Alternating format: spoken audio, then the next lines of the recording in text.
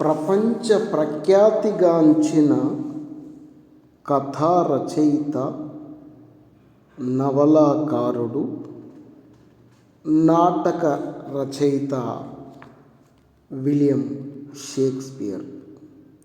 కథాలోకంలో వీరు ధృవతార లాంటివారు, ఒక జీనియస్. అన్ని ప్రక్రియలు ఆయన సొంతం.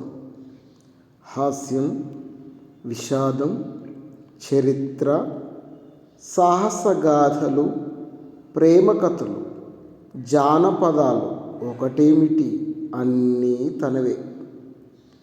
షేక్స్పియర్ నాటకాలు రాశాడు. అవన్నీ పద్య రూపకాలు.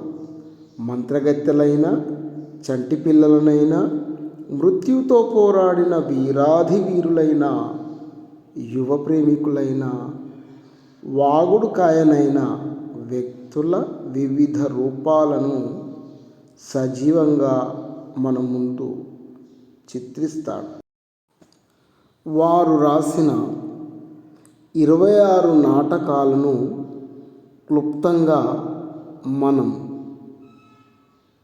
వింటున్నాం. విలియం షేక్స్పియర్ నాటకాల్లో భాగంగా ది మర్చెంట్ ఆఫ్ వెనిస్ అనే నాటకాన్ని క్లుప్తంగా పరిచయం చేసుకున్నాం. దీనిని తెలుగులో అనువదించినది ముక్తవరం పార్థసారథి గారు. విలియం షేక్స్పియర్ 1596-1598 మధ్యకాలంలో రచించబడిన ఈ నాటకం చాలా కీర్తిగాంచినది. ఇందులోని ప్రధాన పాత్రలు ఆంటోనియో, షైలాక్, పోర్షియా, బస్సానియో, జెస్సికా. నాటకంలోకి వెళ్తున్నాం. దురాశ ఇతివృత్తంగా సాగిన నాటకం ఇది. కథావస్తువు డబ్బు. క్లైమాక్స్లో ఒక హత్యా ప్రయత్నం కూడా జరుగుతుంది. రకరకాల మలుపులతో ఈ రొమాంటిక్ కామెడీ ఆద్యంతం ఉత్కంఠభరితంగా సాగుతుంది. ఇలాంటి అసాధారణ రచన షేక్స్పియర్కే సాధ్యమంటారు పండితులు. 2 ముఖ్య పాత్రలు చక్రాల్లా గుక్క తిప్పుకోలేనంత వేగంగా ముందుకు పరిగెత్తిస్తాయి కథను. ఆస్తికి వారసురాలు పోర్షియా, వడ్డీ వ్యాపారి షైలాక్ల పాత్రలు నటీనటుల ప్రతిభకు గీటురాళ్ళు. వ్యాపార కేంద్రం వెనిస్ నగరంలో కథ ప్రారంభమవుతుంది. డబ్బు సంపాదించడం ఎలా అన్నదే అందరికీ చర్చాంశనీయం. ఆంటోనియో ఒక వర్తకుడు. అతడి మిత్రుడు బసోనియోకు అత్యవసరంగా డబ్బు కావాలి. ఉన్నదంతా తగిలేసి అప్పులో కూరుకుపోయాడు. పెద్ద ఆస్తికి వారసురాలిని ప్రేమించాడు. ఆమెను పెళ్లాడాలని కోరిక, కానీ చేతిలో చిల్లి గవ్వలేదు. తనకు నచ్చిన స్త్రీ బెల్మాంట్లో ఉంటుంది. అక్కడికి వెళ్ళి ఇతర యువకులతో పోటీ పడి తన గొప్పదనం నిరూపించుకోవాలంటే డబ్బు కావద్దు. ఆంటోనియో ఇవ్వగలిగేవాడే, కానీ అతడి వాణిజ్య నౌకలు సరుకులతో ప్రయాణిస్తున్నాయి. అవి తిరిగి వచ్చినప్పుడే చేతికి డబ్బు వస్తుంది. కానీ మిత్రుడంటే ప్రాణం. ఎక్కడైనా అప్పు చేసి బసానియోను ఆదుకోవాలి. తదుపరి దృశ్యం బెల్మాంట్లో అద్భుత సౌందర్యవతి పోర్షియా నివాసం. ఎంత ఆస్తి ఉంటేనేం, తగిన వరుడు దొరకనప్పుడు వచ్చిన వాళ్ళెవరూ నచ్చలేదు. నేపుల్స్ రాజకుమారుడు పర్వాలేదు, కానీ అతడి జ్ఞానమంతా గుర్రాలకే పరిమితం. ఫ్రెంచ్ వాడు అస్సలు పనికిరాడు. ఇంగ్లీష్ వరుడు ఇటాలియన్ భాష నేర్చుకోవడానికి నిరాకరించాడు. స్కాట్లాండ్ మనిషికి పోట్లాటలంటే ఇష్టం. జర్మన్లు తాగుబోతులు. ఎవరూ నచ్చలేదా అంటే ఏం చెప్తుంది పోర్షియా? తండ్రి బతికున్న రోజుల్లో బసానియో అనబడే యువకుడు తనను ఆకర్షించాడు. అతడు మళ్ళీ కనిపిస్తే ఎంత బాగుండును. వెనీస్లో డబ్బుల కోసం నానా ఇక్కట్లు పడుతుంటాడు బసానియో. బెల్మాంట్ వెళ్ళాలంటే 3000 డుకాట్లు కావాలి. 3 నెలల కోసం అంత డబ్బు ఇవ్వటానికి వడ్డీ వ్యాపారి షెయిలాకు అంగీకరిస్తాడు. బసానియో తిరిగి చెల్లించకపోతే మధ్యవర్తిగా ఉన్న ఆంటోనియో బాధ్యత వహించక తప్పదు. అతడి సమక్షంలో ఇదంతా జరగాలి గనక షెయిలాకును విందుకు ఆహ్వానిస్తాడు బసానియో. షేక్స్పియర్ కాలం నాటికే యూదులను ఇంగ్లాండ్ నుండి పంపించి వేశారు. కానీ మానవ స్వభావాన్ని అర్థం చేసుకోలేడా ఆ జీనియస్?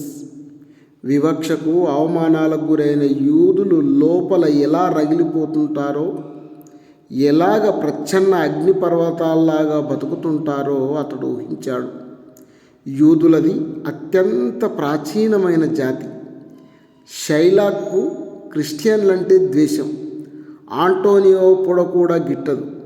వ్యాపారం తప్ప మరే లావాదేవీలు అక్కర్లేదు ఇలాంటి వాళ్ళతో. మీతో కలిసి భోజనం చేయటం నాకు నిషిద్ధం అంటాడు. నేను అవిశ్వాసిని, గుంటనక్కను. మా మీద ఉమ్మేస్తారు మీరు. ఇప్పుడు నా సాయం కావాలి నీకు. నీ ముందర తలవంచను. అవమానాలకు ప్రతిగా అప్పిస్తున్నాను నేను. అది షెయిలాక్ నిజరూపం. కానీ లోక వ్యవహారాల్లో మర్యాద ముసుగు ధరించక తప్పదు. తన వ్యాపారం సాగాలంటే వాళ్ళ ముందు వంగి సలాములు చేయక తప్పదు. శత్రువు మీద చావు దెబ్బ తీయటానికి ఆయుధం పదును పెట్టుకున్నాడు. పైకి మాత్రం ఇదంతా ఒక జోక్, కేవలం పరిహాసం కోసం మాత్రమే అన్నాడు. మొత్తం మీద అగ్రిమెంట్ మీద ఆంటోనియో సంతకం చేయక తప్పలేదు. గడువులోగా డబ్బు తిరిగి ఇవ్వకపోతే ఆంటోనియో శరీరం నుండి 1 పౌండు మాంసం కోసుకునే హక్కు సంతరిస్తుంది షైలాక్కు. అది ఒప్పందం. ఆంటోనియోకు మాట తప్పుతాననే భయం లేదు. నెలలోగా షిప్పులు తిరిగి వస్తాయి. చేతి నిండా డబ్బే. షైలాక్కో సేవకుడున్నాడు. వాడి పేరు లాన్స్లాట్ గోబో. షైలాక్ అతన్ని బసానియో వెంట పంపిస్తాడు. బసానియో మిత్రుణ్ణి ప్రేమిస్తుంది షైలాక్ కూతురు జెసికా. తండ్రి భద్రంగా దాచిపెట్టిన బంగారం, నగలు తీసుకొని ఒక రాత్రి అతడితో లేచిపోతుంది. ఈ సంఘటనతో షైలాక్కు క్రిస్టియన్ల పట్ల ద్వేషం మరింత పెరిగింది. ఇక బెల్మాంట్లో పోర్షియా కోసం కొత్త యువకులు వచ్చి అర్థిస్తూనే ఉన్నారు. అందులో మొరాకో రాకుమారుడొకడు తనకు నచ్చిన వరుణ్ణి ఎంచుకోవటం పోర్షియాకు కష్టసాధ్యమైన పని అన్న విషయం తెలిసి వాళ్లకు పరీక్ష పెట్టి అందులో నెగ్గిన వారిని స్వీకరించాలని సూచించాడు. ఆమె తండ్రి మరణించే ముందు 3 కలశాలు, బంగారం, వెండి, సీసం వాళ్ళ ముందుంచాలి. ఒకదానిలో మాత్రమే పోర్షియా చిత్రపటం ఉంటుంది. సరైన కలశం ఎంచుకున్నవాడే ఆమెకు తగిన వరుడు. బంగారం అత్యంత విలువైన లోహం గనుక మొరాకో రాకుమారుడు ఆ కలశాన్ని పట్టుకుంటాడు. కానీ అందులో ఒక పుర్రె దర్శనమిస్తుంది. పై ఆకర్షణలకు భ్రమ పడవద్దని ఒక హెచ్చరిక కూడా ఉంటుంది. ఆరగాన్ రాకుమారుడు వెండి కలశం ఇష్టపడతాడు. అందులో ఒక ఈడియట్ బొమ్మ, మరో హెచ్చరిక ఉంటాయి. 3వ అభ్యర్థిని ప్రవేశపెట్టడానికి సన్నాహాలు జరుగుతున్నాయి. అతడు తన యజమానురాలు ప్రేమిస్తున్న బసానియో కావాలని కోరుకుంటుంది పోర్షియా చెలికత్తె. మళ్ళీ వెనీస్ నగర దృశ్యం. వీధిలో పచారు చేస్తున్నాడు షైలాక్. గేలి చేస్తూ ఆట పట్టిస్తున్నారు పిల్లలు. కూతురు దాచుకున్న నగలు పోయాయి. తీర్చుకోవలసిన ప్రతీకారం తప్ప మరేమీ మిగలలేదు. పగ సాధించడంలో కూడా ఒక ఆనందం ఉంటుంది. తనను నాశనం చేసిన శత్రువులను మట్టి కరిపించాలి. నేను యూదును. యూదులకు కళ్ళు, కాళ్ళు, చేతులు, ప్రేమలు, ఆపేక్షలు, బాధలు, కోపాలు ఉండవా? మేము అందరిలాగే తిండి తినడం లేదా? తిడితే, కొడితే, అవమానిస్తే గాయపడమా? అందరిలాగే మాకు జబ్బులు వస్తాయి. డాక్టర్లు చేసే చికిత్స అందరికీ ఒకటే. క్రిస్టియన్లలాగే మాకు ఎండలో ఉక్కపోస్తుంది, చలిలో చలేస్తుంది. ఘాటు పెడితే మాకు నెత్తురు గారుతుంది, చక్కిలిగిలి పెడితే నవ్వొస్తుంది. విషం తాగితే మేము కూడా చచ్చిపోతాం. అన్యాయం జరిగితే మేము ప్రతీకారం తీర్చుకోమా? దెబ్బకు దెబ్బ తీయటంలో మేము మీలాంటి వాళ్ళమే. ఎలా పగ సాధించాలో తెలియక గిజగిజలాడుతున్న షైలాకు శుభవార్త చెవిన పడుతుంది. ఆంటోనియో షిప్పులు మునిగిపోయాయి. ఆనందం పట్టలేక ఎగిరి గంతేస్తాడు. చివరికి ఒక క్రిస్టియన్ తన చేతికి చిక్కాడు. ఇక తడాక చూపించాలి. బసానియోకు పరీక్ష పెట్టడానికి జంకింది పోర్షియా. అతడు సరైన కలశం ఎంచుకోలేకపోతే కానీ బసానియో క్షణం కూడా ఆగలేడు. ఇంగ్లీష్లో లెడ్ అంటే సీసంకు ప్రాసగా ఉన్న బ్రెడ్, హెడ్ పదాలతో ఒక పాట పాడుతుందామె. ప్రియుడికి ఇంతకన్నా మరేం సాయం చేయగలదు? కానీ బసానియోకు స్వభావరీత్యా బంగారం, వెండి తలుపులు గిట్టవు. పోర్షియా బొమ్మ ఉన్న 3వ కలశమే ఎంచుకుంటాడు. పరీక్ష సుఖాంతమైంది. బసానియో అనుచరుడు పోర్షియా చెలికెత్తెను ఇష్టపడతాడు. షైలాక్ కూతురు జెస్సికా కూడా తన భర్తతో బెల్మాంట్ చేరుకుంటుంది. అయితే ఆంటోనియో వాళ్ళ వెంట పంపిన లేఖ మాత్రం అందరినీ విషాదంలో ముంచేస్తుంది. షైలాక్కు తన శరీరంలోని మాంసం కావాలి, అంటే చావక తప్పదు. డబ్బు తను చెల్లిస్తానని చెప్పడానికి బసానియోను వెనీస్ పంపిస్తుంది పోర్షియా. కానీ గడువులోగా చెల్లించలేదు కనుక షైలాకు మాంసమే కావాలి,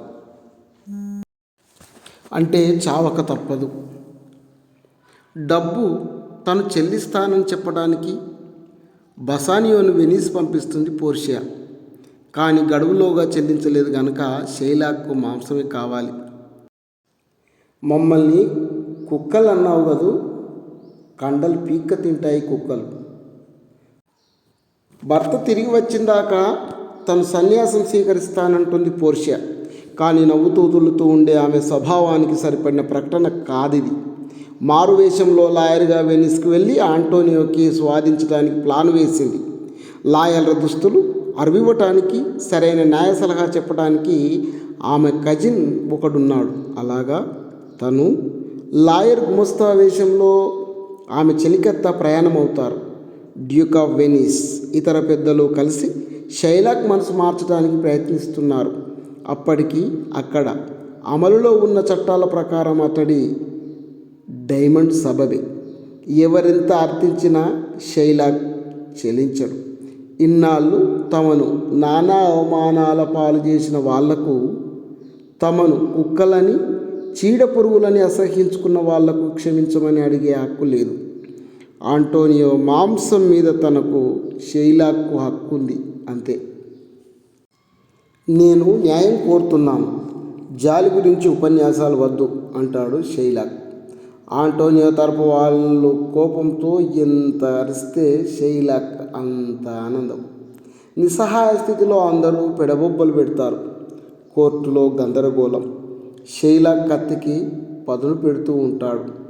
ఆంటోనియో తల దించుకొని నిల్చుంటాడు. అప్పుడు ప్లీడర్ గుమస్తా ప్రవేశిస్తాడు. ఒక ప్రముఖ లాయర్ స్వయంగా రాలేకపోతున్నానని తన తరపున మరో వ్యక్తిని పంపుతున్నానన్నది వర్తమానం.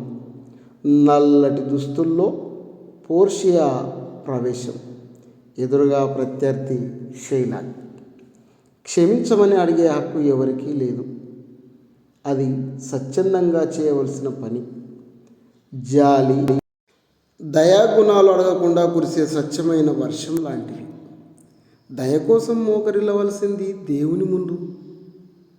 మనిషితో మొరపెట్టుకుని ప్రయోజనం ఏమిటి? చట్టం తనకు అనుకూలంగా ఉంది గనక గర్వంగా నవ్వుతాడు షైలాక్. అతడి కోరిక న్యాయసమ్మతమే అంటూ ప్రారంభిస్తుంది పోర్షియా. లాయర్ కూడా తనను సమర్థించినందుకు సంతోషంతో ఉబ్బి తబ్బిబ్బవుతాడు షైలాక్. 1 పౌండు మాంసం మీద షైలాక్ హక్కుంది. అయితే మాంసం తప్ప మరేమి తీసుకోకూడదు. ఆ క్రమంలో ఒక్క చుక్క నెత్తురు గారిన చట్టాన్ని ఉల్లంఘించినట్టే. ఎందుకంటే నెత్తుడి గురించి అగ్రిమెంట్లో లేదు. అందువల్ల నెత్తురు గారితే చట్టసమ్మతంగానే అతడి ఆస్తంతా కోర్టుపరమవుతుంది. అలా రాసుందా లా పుస్తకాల్లో అంటూ కంగు తిన్నాడు షైలాక్. అతడికి కాస్త ఆలస్యంగా జ్ఞానోదయమైంది. తనకు న్యాయం చేయమని చట్టంతో తనకేం పని? ఆంటోనియోతో రాజీ పడడానికి సిద్ధపడతాడు. కానీ పోర్షియా అంగీకరించదు. చట్ట ప్రకారమే అంతా జరగని ఈ దశలో రాజీ ఎందుకు? చివరికి తను ద్వేషించిన వ్యక్తిని క్షమించమని కాళ్ళా వేళ్ళా పడే స్థితి వస్తుంది షైలాక్. ఆంటోనియో, అతడి మిత్రుడు బసానియో లాయర్ గారి రుణం తీర్చుకోలేమని కృతజ్ఞతలు చెప్పుకుంటారు. ఇదే అదనుగా పోర్షియా భర్తను సరదాగా ఏడిపిస్తుంది. నా యావదాస్తిని, నా భార్యను కూడా మీకు అర్పిస్తానంటూ లాయర్కు తన కృతజ్ఞత తెలుపుతాడు బసానియో. కానీ నీ భార్య నిన్ను క్షమించదు అంటుంది పోర్షియా. నిజంగా భార్య అక్కర్లేకపోతే చేతికున్న ఉంగరం, అదే ఆ వివాహ చిహ్నం ఇచ్చేయమంటుంది పోర్షియా. బసానియో చిక్కుల్లో పడతాడు. ఎట్టి పరిస్థితుల్లోనూ ఆ ఉంగరం వేలు నుండి తీయనని భార్యకు వాగ్దానం చేసి ఉన్నాడు. చివరికి తప్పనిసరి కావడంతో ఇచ్చేస్తాడు. చివరి సీను బెల్మాంట్లో జరుగుతుంది. అందరూ ఆనందంగా కబుర్లు చెప్పుకుంటూ ఉంటారు. ఉంగరం ప్రస్తావన వస్తుంది. ప్రాణం పోయినా ఉంగరం నీ వేలికే ఉంటుందన్నావుగా, ఏది ఉంగరం అని అడుగుతుంది పోర్షియా. బసానియో ఏడు ముఖం పెడతాడు. భర్తను మరి కాసేపు ఏడిపించి అసలు విషయం చెప్పేస్తుంది పోర్షియా. నాటకం సుఖాంతమవుతుంది. ఇది షేక్స్పియర్ విలక్షణ శైలికి విషాదం నుంచి కామెడీ వైపు, అంతం నుంచి అనంతం వైపు ఒక గొప్ప చమత్కారంతో ముగిస్తాడు. పోర్షియా వెళ్ళి బసానియోను రక్షిస్తుంది. షైలాక్ కంగుతింటాడు. ఇది మర్చెంట్ ఆఫ్ వెనీస్ నాటకం.